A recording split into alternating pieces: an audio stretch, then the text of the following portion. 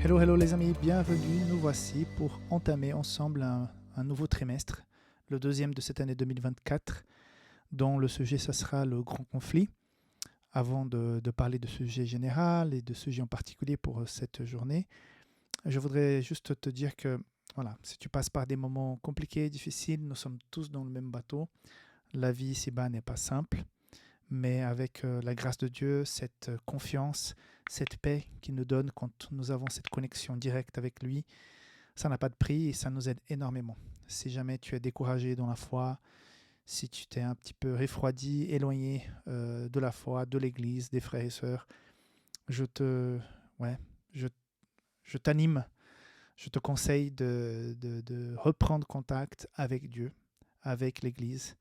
Je ne sais pas dans quelle région du monde tu te retrouves actuellement, mais si toutefois tu te sens affaibli par, par la vie en général, découragé, je peux te dire que cette source qui est la foi peut effectivement changer la donne. Donc, n'hésite pas à revenir, à rechercher le Seigneur avec le cœur et je suis sûr que ça ira mieux.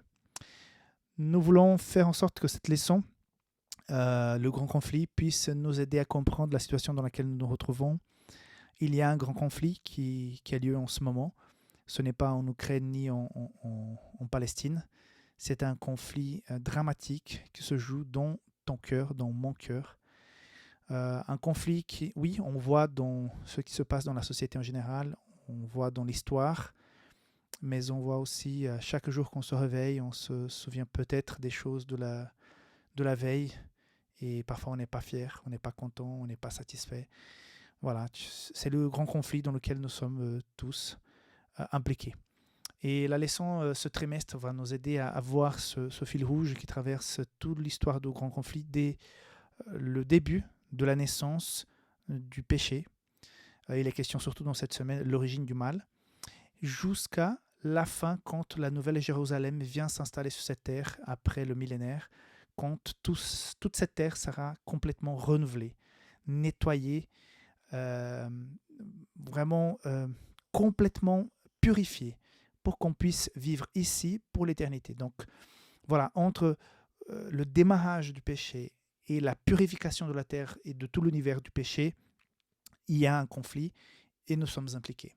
Donc voilà, bienvenue dans cette leçon.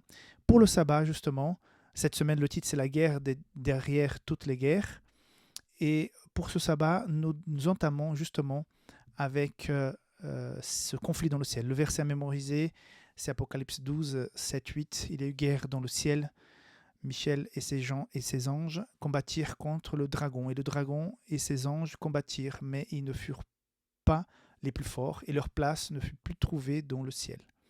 Donc, il y a eu carrément, physiquement, un conflit céleste.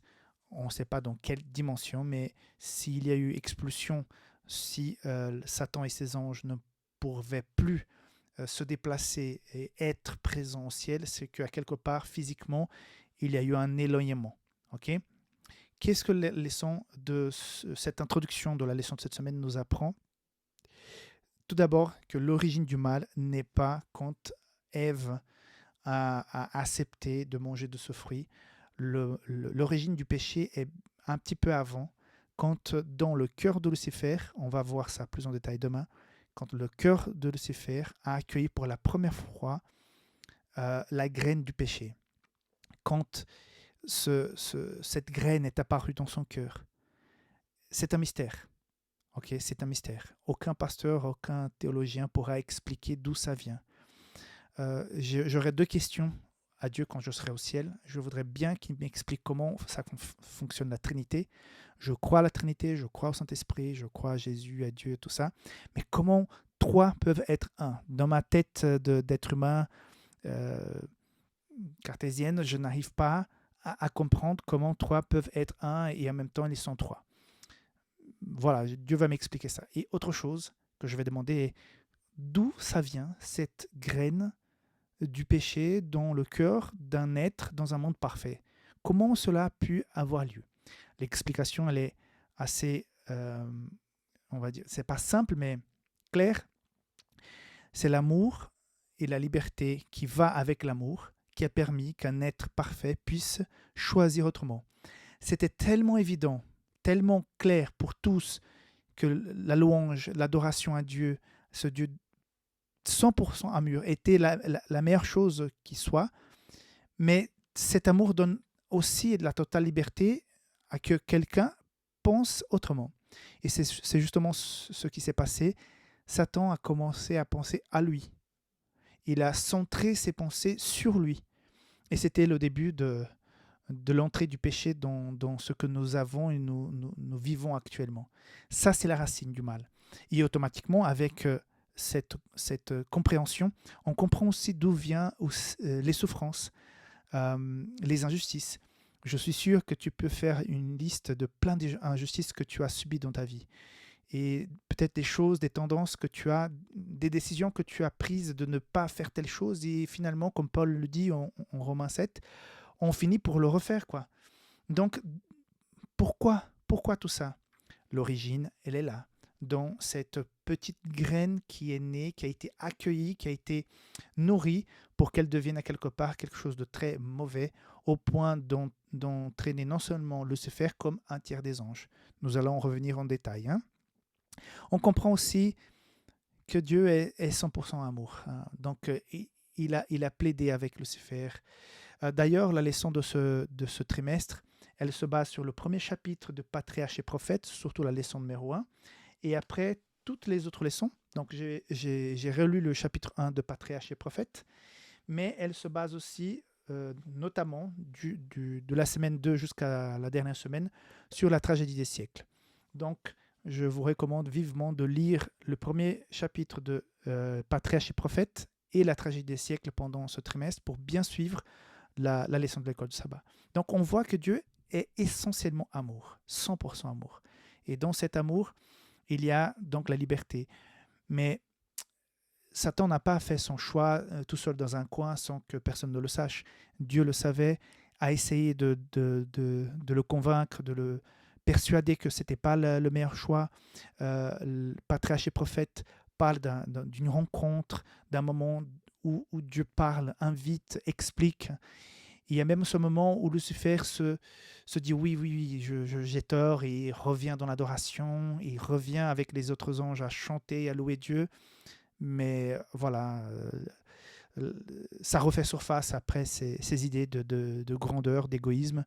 Et à partir de là, donc, les choses s'enchaînent. Okay, et on voit aussi dans cette introduction du sabbat que malgré tous les combats entre le mal et le bien pendant le grand conflit, cette histoire qui va dès cette apparition dans le cœur de Lucifer jusqu'à la purification de la terre, on voit la miséricorde, la patience et toute la puissance de l'amour de Dieu pour nous.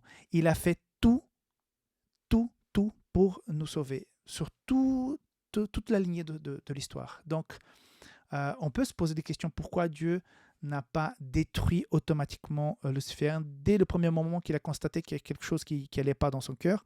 Mais ça, on va voir demain. Donc, en tout cas, la leçon de cette semaine nous apprend que Dieu a bien géré les choses, malgré parfois l'impression qu'on a que c'est un peu injuste, que Dieu aurait pu faire autrement. Donc, merci beaucoup. On entame une leçon ensemble ce trimestre pour comprendre mieux le grand conflit. Il va y avoir les prophéties, les réformateurs, le Moyen-Âge, la naissance de l'Église adventiste, les conflits au temps de la fin, le retour de Jésus, le millénaire. Donc, pendant ce trimestre, on sera assez enrichi avec les études de la parole de Dieu que l'école de sabbat nous propose. Donc, en tout cas, que Dieu te bénisse, que tu puisses partir aujourd'hui encouragé, animé. Dieu est avec toi. Ne faut pas s'effrayer. Il faut aller de l'avant. À la fin, Dieu sera le vainqueur et chacun qui l'aura choisi aussi. Que Dieu te garde. On se voit demain. Bye bye. Concernant donc le sujet d'aujourd'hui, la guerre au paradis, il y a donc ces deux versets qui accompagnent chaque étude que nous faisons sur l'origine du mal, Ézéchiel 28 et Ésaïe 14. Donc Ézéchiel 28, à partir du verset 14, « Tu étais un chérubin protecteur aux ailes déployées. Je t'avais placé et tu étais sur la sainte montagne de Dieu. Tu marchais au milieu des pierres étincelantes. Tu as été intègre dans tes voies depuis le jour où tu as fut créé, jusqu'à celui où l'iniquité a été trouvée chez toi. Comme j'expliquais dans la journée d'hier, le jour où l'iniquité a été trouvée chez toi. Donc, pourquoi cette iniquité est apparue chez lui? On n'en sait rien. D'où ça vient? Je n'en sais rien. Mais je sais que à quelque part, Dieu le savait. Et je me suis plusieurs fois posé la question, pourquoi Dieu n'a pas éliminé tout de suite Satan? Pourquoi n'a pas-t-il éliminé cette graine et Lucifer à cette époque de l'existence de l'univers pour qu'on puisse éviter tous les drames, toutes les souffrances que nous avons vues et que nous avons senties et que nous avons constatées au cours de l'histoire? Imagine-toi que si Dieu avait éliminé, annihilé, fait disparaître, pulvérisé Satan à ce moment-là, peut-être nous n'aurions pas un Lucifer. Nous aurions aujourd'hui 11, 12, 15, 100 Lucifer. Et le problème serait encore plus compliqué. Peut-être ça aurait pu contaminer d'autres créatures créées par Dieu, au-delà des anges et des êtres humains, et mettre en péril tout l'univers. Que sais-je? Imagine-toi que les êtres ne savaient pas qu'est-ce que c'était le péché, le mal, l'égoïsme, l'orgueil. C'était des pensées, des sentiments très étranges. Personne ne savait. Donc, c'est plus simple pour nous aujourd'hui qui avons tout le recul de dire « Oh, Dieu aurait pu faire ci, aurait pu faire cela ». Mais j'ai tellement confiance que Dieu a bien géré les choses, qu'il a fait le mieux qu'il a pu selon les circonstances qui étaient celles-là, que j'accepte le fait que la façon la moins dramatique, le mal moins... comment on peut expliquer ça? Ce qui a fait le moins de mal, malgré tout, c'est ce qui se passe actuellement. Ça aurait pu être pire si Dieu avait fait disparaître. Parce que la méfiance serait sur le cœur de pas un seul ange, comme c'était le cas de Lucifer, mais sur plusieurs centaines de milliers d'anges. Et donc, on n'aurait pas seulement un tiers des anges qui seraient partis avec Lucifer, mais peut-être tous les anges. Vous vous rendez compte? Donc, ça peut paraître bizarre, mais je pense que Dieu a géré de la meilleure manière possible. Ça aurait été compliqué, beaucoup plus compliqué si c'était autrement. Et automatiquement, on constate aussi l'amour de Dieu, parce que automatiquement, le plan de salut est enclenché, où Dieu lui-même vient régler le problème. Donc on voit que l'amour de Dieu vis-à-vis de Lucifer jusqu'à la croix a été immense.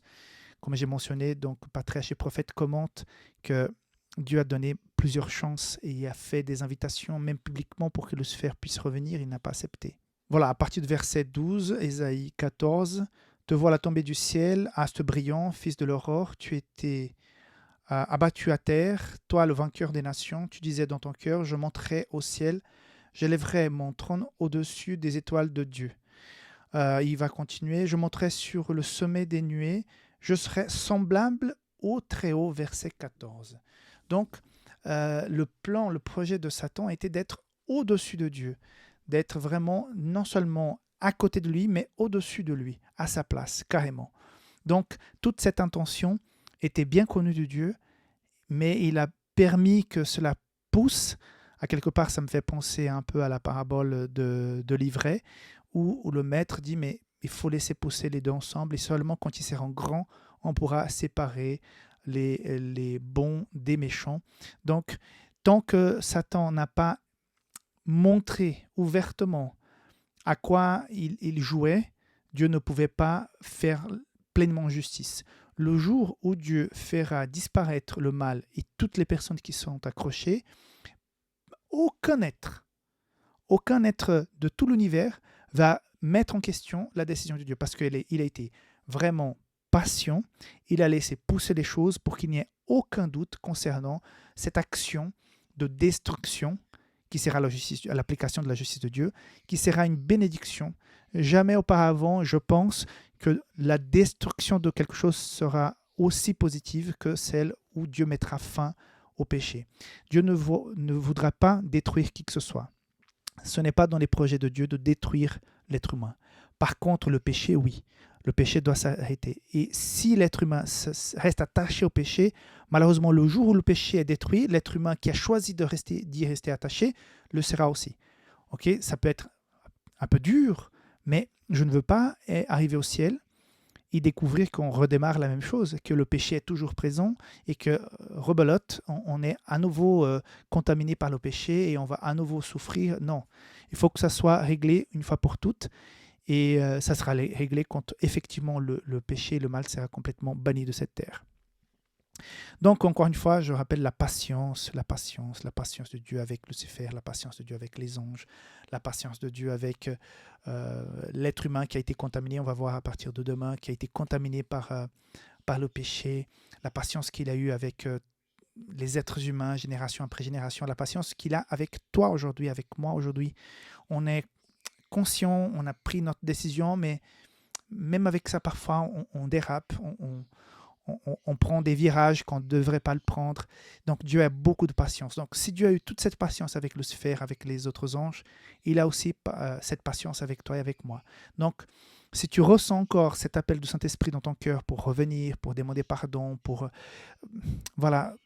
se reconnecter avec Dieu, c'est que le Saint-Esprit travaille et que tu peux revenir. Tu n'es pas allé trop loin, comme souvent parfois on pense. Satan, il attire les gens. Et une fois que tu es assez loin de Dieu, il dit « Ah, c'est trop loin, tu ne peux plus revenir, tu es vraiment trop méchant, trop bête. Voilà, il faut que tu laisses tomber, tu es perdu. » Non, on n'est pas perdu. Si tu ressens cet appel de la part de Dieu, ce n'est jamais un cas perdu. Tu peux toujours revenir et redémarrer une nouvelle histoire avec Dieu. Okay? Voilà, donc lundi, Satan il trompe, mais Christ il va gagner à la fin. Satan a fait un travail remarquable parce que une fois que finalement il a cédé à cette envie, comme nous avons dit hier, d'être comme Dieu, d'être au-dessus de Dieu, il a commencé à faire ce travail de pillage avec les autres anges en disant que Dieu n'était pas tout à fait juste, Dieu n'était pas aussi amour comme il le prétendait, que si Dieu était vraiment juste, il aurait laissé une place plus importante pour Lucifer, qu'il a été injustifié par je ne sais pas quoi. Donc, et pas ouvertement. C'est ce genre d'histoire dans le ciel pour les êtres qui étaient là, qui n'avaient jamais connu le péché auparavant, c'était tout nouveau, quoi. Et certains sont tombés dans le panier. Comme dit ici le verset, donc Apocalypse 12, verset 4, qui dit ceci. Sa queue entraîna le tiers des étoiles du ciel et le jeta sur la terre. Le dragon se tint devant la femme qui allait enfanter afin de dévorer son enfant lorsqu'elle aura enfanté. Donc, cette référence au fait qu'un tiers des anges ont été à quelque part engagés aussi dans cette rébellion. Mais quand on lit Patriarches et prophètes, comme je vous ai mentionné dans les épisodes précédents, on comprend que il y a eu ceux qui, depuis le départ, sont tombés dans le panier et qui ont, à quelque part, aussi suivi et ont eu dans leur cœur les mêmes sentiments que chez Lucifer. Il y a ceux qui sont restés fidèles, qui, en écoutant tout cela, ont dit non, ça c'est... Non, je suis pas d'accord avec toi, et qui ont même essayé de convaincre Lucifer de ne pas suivre dans cette route. Mais il y a ceux qui, dans un premier moment, se sont dit oui, tu as bien raison, je pense qu'il y a quelque chose qui ne va pas avec Dieu parce que ça aurait dû être différemment et tout ça. Mais quand Dieu a fait cet appel public, quand il a interpellé Lucifer, quand il a dit que ce n'était pas comme ça et tout, ces anges-là ont fait marche arrière. Donc c'est ça que je trouvais assez intéressant, que quand ils ont compris que voilà, Satan n'était pas juste dans ce qu'il faisait, Lucifer, donc à cette époque, que c'était pas clair, ils se sont repentis, ils sont revenus en arrière. Je ne sais pas de quelle manière le sacrifice de Jésus sur la croix, qui pardonne le péché, a aussi pardonné ces anges, ou si c'est quelque chose qui s'est passé directement à ce moment-là quand ils ont fait marche arrière parce qu'ils n'ont pas eu le temps, effectivement, je pense, de pécher. C'est quelque chose que je vais découvrir quand on sera au ciel. Les détails, on va les avoir là-bas. Mais je peux comprendre que Dieu a pu sauver plusieurs de ces anges quand ils ont compris qu'ils faisaient fausse route avec Lucifer. Donc ça m'apprend aussi que quand je fais fausse route, quand je marche, je m'éloigne de Dieu, je peux toujours revenir parce que sa grâce, son amour sera toujours à ma disposition. Si même dans le ciel, il y a eu donc cette marche en arrière quand on se rend compte qu'on a tort, bah, pour moi aussi sur cette terre. Donc ça, je trouve que c'est assez intéressant. Ça, en tout cas, ça m'a beaucoup impacté. Et autre chose qui nous révèle la leçon d'aujourd'hui, c'est la capacité, la liberté de choisir, qui est devenue quelque chose de très fort et très clair. Dieu, étant 100% amour, ne peut pas enlever, même pour son bien, la capacité de qui que ce soit de choisir. Imagine-toi que tu rencontres deux personnes qui se disent s'aimer énormément. Par contre, l'une, elle est possessive. Elle ne permet jamais que l'autre personne puisse sortir tout seul, parler avec d'autres personnes, avoir des conversations au téléphone. Elle ne peut jamais sortir sans qu'elle soit accompagnée par son compagnon. Donc, tu dirais, ça, c'est pas normal. Une personne, elle peut être amoureuse, elle peut être en couple, mais c'est pas synonyme de prison.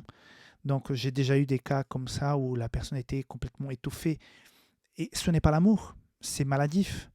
Donc, quand il y a le véritable amour, la liberté est totale. Si la personne, à un moment donné, veut partir, veut quitter, on ne peut pas l'empêcher. Mais c'est en donnant cette confiance, cet amour et cette liberté à la personne de choisir que la plupart restent parce qu'il m'aime tellement qu'il m'a laissé le choix de rester ou de partir. Et c'est tellement impactant que je reste. C'est quelque part le message de Jésus à ces anges et à chacun d'entre nous. Dieu nous laisse la liberté. Parfois, par exemple, en tant que parents, on voudrait bien attacher nos enfants, bien trier, faire des marques sur le chemin pour qu'ils puissent toujours marcher dans ces marques-là, pour qu'ils ne s'éloignent jamais. Mais ça ne fonctionne pas. Ça ne fonctionne pas. À un moment donné, ils deviennent adultes, ils feront leur propre choix. Et si on essaie de les attacher, ça va plus que les éloigner. Donc, quand il y a l'amour véritable, il y a cette liberté de choisir qui est là. Parfois, on aurait la tendance de dire non, Dieu, je préfère même que tu m'attaches pour que je sois sauvé. Mais non, Dieu ne va jamais t'attacher pour que tu sois sauvé. Et on ne pourra pas faire non plus avec d'autres personnes parce que ça va faire juste le contraire. Donc, c'est parfois difficile à comprendre que Dieu ait pu laisser toute cette souffrance s'installer dans l'humanité par leur propre choix. Ce n'est pas Dieu qui a choisi la souffrance, ce n'est pas Dieu qui a choisi la mort, ce n'est pas Dieu qui a choisi que les choses soient comme elles sont, mais c'est Dieu qui a laissé, par amour, toute cette liberté à ses créatures de choisir. Et c'est vrai que c'est important parce que le jour où le péché sera complètement enlevé, nettoyé, détruit, on ne choisira plus jamais de revenir à cette situation parce qu'on aura connu, compris, testé, évalué et on est plus que convaincu que le mal ne fonctionne pas et que Lucifer et ses idées, et si jamais un autre naître se pointe avec les mêmes idées, à ce moment-là, je pense que ça ne va pas se développer comme c'était cette fois-ci parce que toute l'humanité sera d'accord, toutes les créatures dans l'univers seront d'accord que cette semence doit être éliminée. Mais je ne pense pas qu'elle va à nouveau ressurgir dans l'histoire de l'univers une fois qu'elle sera réglée parce que il n'y a pas lieu, quoi. Il n'y a plus lieu. C'est tellement clair et flagrant que ça ne vaut pas la peine. Voilà. Donc, nous parlons aujourd'hui de cette transmission du péché du ciel vers la terre. Je me répète, le péché n'a pas commencé quand Ève a accepté de manger de ce fruit défendu.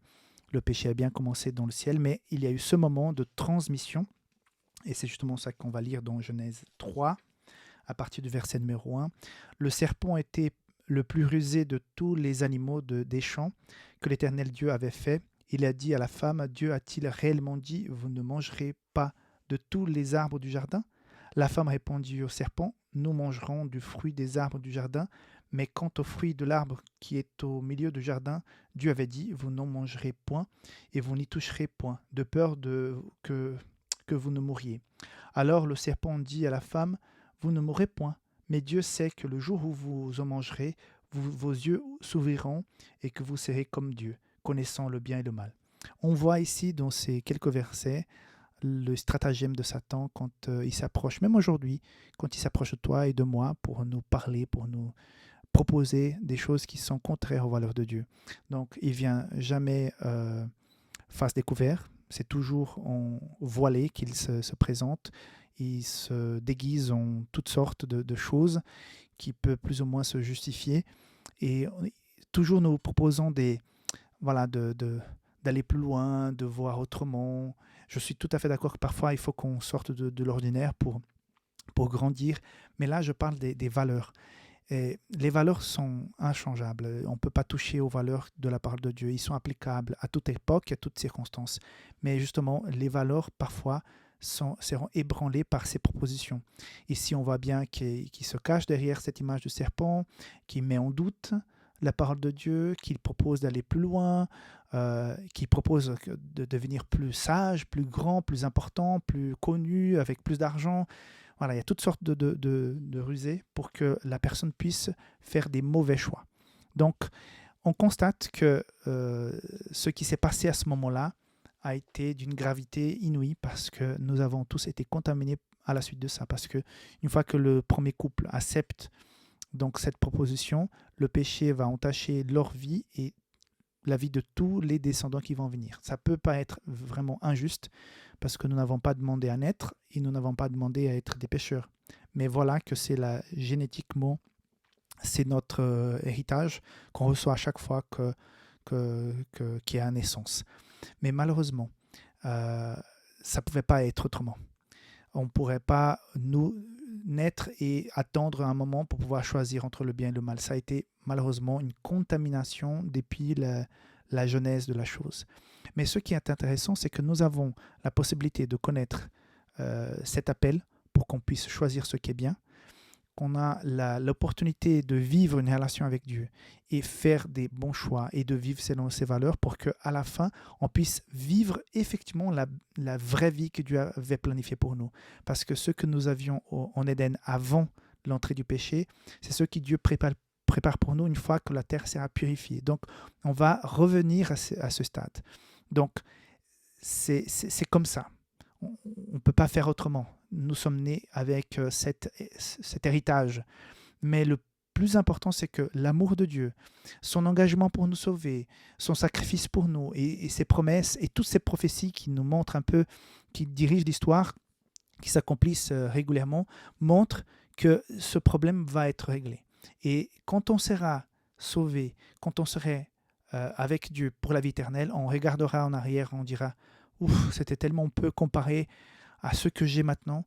C'est vrai, j'ai souffert, mais c'est tellement peu comparé à toutes les bénédictions et toute la beauté et la vie éternelle que j'ai devant moi. Donc aujourd'hui, ça peut paraître injuste, mais quand on sera finalement, une fois qu'on aura fixé notre décision par rapport au salut, et qu'on aura le salut en Jésus-Christ, quand on sera à la vie éternelle avec Dieu, on verra bien que c'était peu comparé à tout le bien que Dieu a préparé pour nous. Donc, gardons toujours cette confiance. Oui, nous avons été contaminés par le péché, nous avons un problème profond, mais ce problème, il a une solution. La solution, elle est magnifique, mais Dieu ne va jamais t'obliger à la prendre. Parce qu'encore une fois, dans cette histoire de Genèse 3, il est question de la liberté. L'amour de Dieu laisse totale liberté aux êtres humains, aux anges, pour leur choix.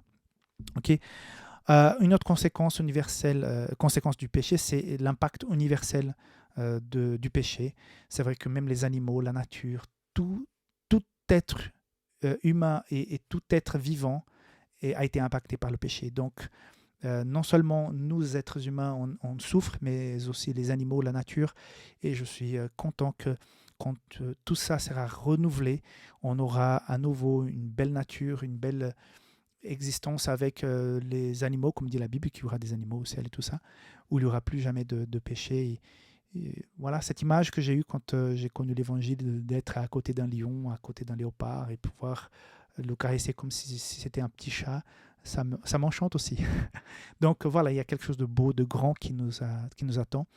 Le plus important, c'est que tu fasses ton choix, que tu prennes la bonne décision de suivre le Seigneur. Que Dieu te... Je voudrais aujourd'hui partager avec toi ce moment de promesse dans la Bible parce que nous avons constaté jusqu'à présent le début du péché dans le cœur de Lucifer, cette transmission de péché aux anges, ce conflit dans le ciel où les anges et Satan doivent quitter. Donc cette transmission de péché sur la terre avec la tentation de nos premiers pères. Et nous voici avec tout de suite une promesse extrêmement belle, l'une des plus belles et plus importantes promesses de la Bible qui se retrouve déjà dans le livre de la Genèse, Genèse 3, verset 15, où il est dit ceci. « Je mettrai l'amitié entre toi », donc, et ça s'adresse à Satan, au serpent, hein. « Je mettrai inimitié entre toi et la femme c'est l'Église, entre ta postérité, la postérité de Satan, et sa postérité. Celle-ci t'écrasera la tête et tu lui blesseras le talon. » Donc, c'est-à-dire que le descendant de la femme, donc Jésus-Christ, va écraser la tête de Satan. Même si Satan va mordre le talon de ses descendants de la femme, il sera finalement écrasé de la tête. Donc, ça veut dire quoi? Il y a une promesse depuis le départ, un engagement profond, sérieux, conséquent de la part de Dieu et de Jésus-Christ et du Saint-Esprit pour notre salut. Donc, il est déjà annoncé que Satan sera vaincu, sa tête sera écrasée. C'est-à-dire que nous nous battons déjà contre un ennemi qui est vaincu. Il est déjà voué à l'échec. Cet échec a été scellé au moment où Jésus est mort sur la croix. Donc, 3 éléments très importants ici dans la leçon d'aujourd'hui. La promesse de la rédemption. Au début de la contamination de péché sur cette terre, il y avait déjà la promesse de la venue du Messie. Dieu s'impliquera, Dieu viendra et va régler le problème. Donc, on sait même que ce plan, il était détaillé avant même que l'être humain soit contaminé. Non, parce que Dieu peut voir le temps d'un seul coup. Donc, il voit la première année comme la dernière année au même moment. C'est un peu compliqué de comprendre, mais voilà, Dieu, il n'est pas figé dans le temps comme nous sommes figés dans le temps. Donc, il savait déjà. Mais à ce moment-là, il y a l'annonce. Il y aura un plan, il y aura salut. On va venir rechercher ce qui a été perdu, c'est-à-dire le salut de l'être humain pour qu'il puisse revenir au plan original. Deuxième élément, c'est l'ampleur, la profonde. Ouais. C'est tellement profond et fort et puissant ce que Dieu a fait pour nous. On aura toute l'éternité à étudier la puissance de l'amour de Dieu pour nous et l'implication et l'impact sur l'univers de sa venue sur cette terre pour être un comme nous, pour pouvoir nous sauver. C'est effectivement quelque chose d'énorme. Et parfois, et c'est comme Ellen White dit, on devrait de temps en temps nous asseoir, prendre du temps pour réfléchir à l'ampleur du sacrifice de Dieu pour nous. C'est géant, c'est vraiment géant ce qu'il a fait.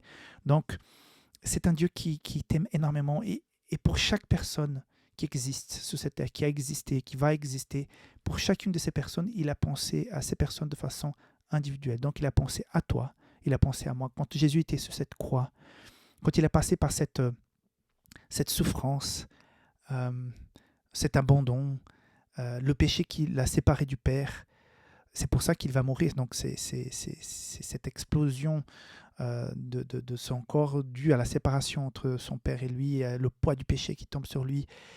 Jésus a tellement souffert. Et tout ça pour moi. Donc, parfois, si on se mettait plus à réfléchir sur ça, on serait plus animé à être plus fidèle devant les tentations, les défis, parce que Dieu a fait beaucoup plus grand, beaucoup plus fort, beaucoup plus puissant pour nous. Parfois, on a besoin de nous remémorer cela pour pouvoir tenir mieux face aux adversités. Oui, l'amour inconditionnel de Dieu. Donc, il n'y a pas de condition à partir du moment où tu donnes ton cœur à Jésus. C'est ça le plus important. Donc, je ne sais pas ce que tu as vécu, tu as fait par le passé. Parfois, Satan, comme j'ai déjà dit, nous invite à nous éloigner et après il dit « Ah, tu es trop loin, tu ne peux plus revenir ». C'est faux. c'est faux, c'est faux. Donc l'amour de Dieu est inconditionnel. Une graine de sincérité, un infime désir de revenir, Dieu entend cet appel. Et c'est ça qui est puissant. Dieu peut tout pardonner quand la personne donne tout son cœur à Jésus. Donc, je ne sais pas si tu te sens éloigné de Dieu, s'il y a quelque chose qui te bloque par rapport à quelque chose que tu as fait par le passé, mais mets ça entre les mains de Dieu et tu vas retrouver cette connexion qui est si importante avec lui. Voilà, le péché est rentré, mais il y a tout de suite une promesse. Dieu prend en charge ce problème du péché. Dieu t'aime énormément. Tu as une grande valeur. Tu es très important. Lève la tête. Tu as une grande valeur devant Dieu. Il est mort pour toi. Donc, oui, parfois tu souffres des injustices. Tu es un peu malmené dans la vie, mais tu es très important. Tu as de la valeur. Tiens bon, va jusqu'au bout. Parce que à la fin, nous avons la vie éternelle qui nous attend. Et ça n'a pas de prix. Et aujourd'hui, il est question de ce que Dieu fait pour nous pendant ce temps que nous sommes là au milieu de ce grand conflit. Il est vrai que le péché est rentré dans le monde, Jésus-Christ, il est venu, Jésus-Christ va revenir, donc il y a tout un plan de salut, mais pendant que ce plan de salut fonctionne, qu'est-ce qu'on fait quand on a donc nos problèmes, nos vicissitudes, nos défis dans la vie? Donc, il y a une promesse dans la Bible concernant à quelqu'un qui nous connaît bien, il connaît nos problèmes. Elle se retrouve dans Hébreux chapitre 4, verset 15, où il a dit ceci. « Car nous n'avons pas un souverain sacrificateur qui ne puisse compatir à nos faiblesses. Au contraire, il a été tenté comme nous en toutes choses, sans commettre de péché. Approchons-nous donc avec assurance du trône de la grâce, afin d'obtenir miséricorde et de trouver grâce pour être secouru dans nos besoins. » C'est-à-dire que la promesse, en plus de la promesse de retour de Jésus, du salut, de la vie éternelle, c'est que pendant que nous sommes ici-bas, pendant que tu vis ta vie actuellement, nous avons un ami, quelqu'un qui a vécu les mêmes choses que nous avons vécues. Donc c'est ce souverain sacrificateur qui est actuellement dans le lieu très saint de sanctuaire céleste. Il est là en même temps pour t'accompagner. Il sait exactement ce que tu as vécu, ce que tu vis, parce que c'est son expérience personnelle aussi. Donc notre Dieu, il a mouillé la chemise. Donc il est venu, il a vécu, il a senti, il comprend exactement ce que nous passons, les défis auxquels nous sommes confrontés. Et c'est cette assurance qu'il nous donne aujourd'hui que quand on va vers lui en expliquant, regarde Dieu, je passe par ça, j'ai ce problème, aide-moi, j'ai cette faiblesse, j'ai cette tentation qui m'accable, j'ai ça qui m'attire. Donc exactement les mêmes choses que tu vis, Jésus a vécu. Donc c'est vrai que l'époque était différente, mais l'essence des tentations sont toujours les mêmes. Imagine-toi que Jésus, avant de commencer son ministère, il était tenté dans le désert, quand il était affaibli, quand il était affamé, et Satan vient lui proposer de s'enorgueillir, de trouver des essuies de sortie faciles à ses problèmes, de se mettre dans une situation de tentation en disant de se jeter sur du haut du temple. Donc voilà, les mêmes principes sont appliqués à nous aujourd'hui. Donc si nous avons un Dieu qui connaît nos problèmes, qui connaît nos tentations, qui connaît les défis auxquels nous sommes confrontés, il saura aussi nous donner les clés pour s'en sortir parce que lui, il n'a pas péché.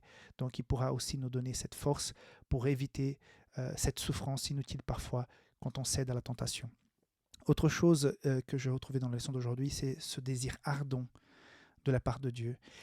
Parfois, j'ai mentionné, je ne sais pas si c'est dans les 10 jours de prière ou si c'est dans la leçon précédente, nous pouvons faire un cadeau à Dieu.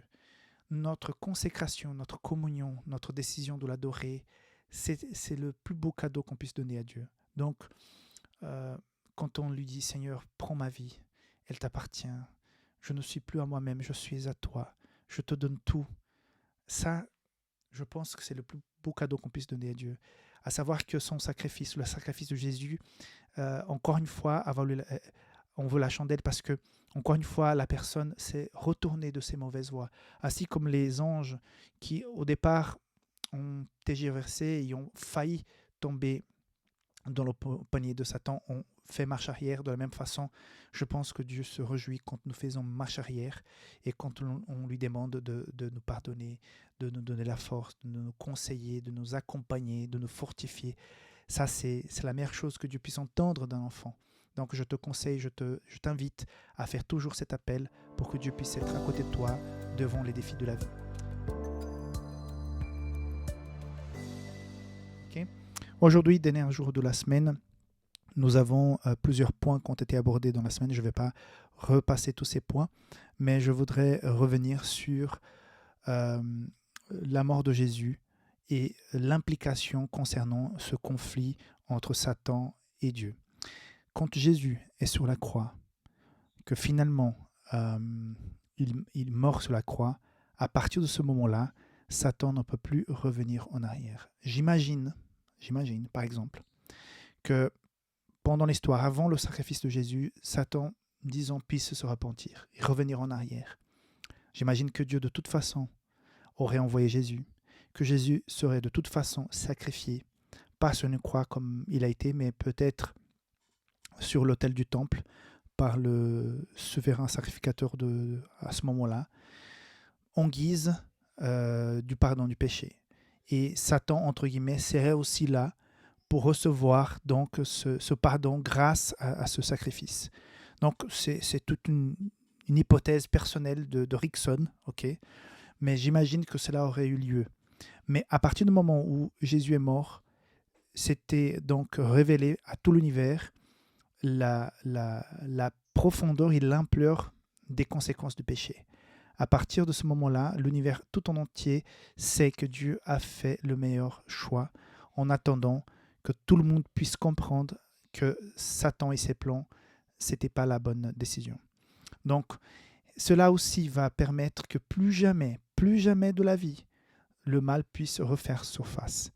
Autre chose importante, c'est que quand Jésus, il meurt, mais il va ressusciter 3 jours après, il est en train de dire que la mort, qui est ce sujet tant chéri par Satan, déjà quand il a abordé Ève pour dire non, vous n'allez pas connaître la mort, vous serez comme des dieux, donc prouve bien que la mort, elle est une conséquence claire du péché, mais que Jésus, par son sacrifice et sa résurrection, il fait en sorte que toutes ces personnes qui sont déjà dans le sommeil de la mort puissent avoir cette garantie qu'ils vont revenir à la vie.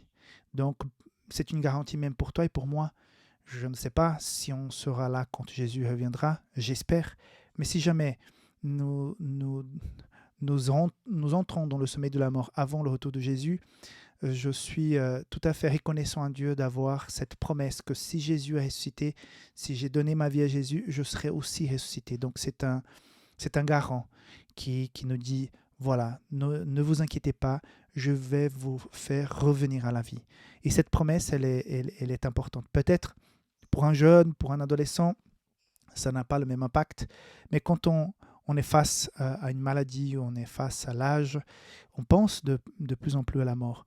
Peut-être on a perdu quelqu'un proche de nous et c'est réconfortant de savoir qu'on va retrouver cette personne s'il y a eu une décision pour que Dieu fasse partie de sa vie. Et si moi aussi j'ai pris la même décision, j'ai des grandes chances de rencontrer pour l'éternité, pour vivre une nouvelle relation d'amitié avec cette personne pour l'éternité. Donc, la leçon d'aujourd'hui parle, oui, de l'origine du mal, mais elle parle aussi de la solution en Jésus et elle nous réconforte concernant ceux qui sont aujourd'hui au repos, qui ont beaucoup souffert, qui ont donné leur vie, même pour pouvoir prêcher l'évangile, qui sont devenus des martyrs, mais leur nom est noté, leur nom est dans le livre de la vie, ils seront appelés à revivre pour la vie éternelle quand Jésus reviendra.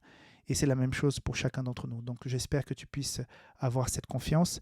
J'ai perdu des gens que j'aimais énormément et j'ai cette conviction que je vais pouvoir les retrouver et que le plus important maintenant, c'est moi, ma décision.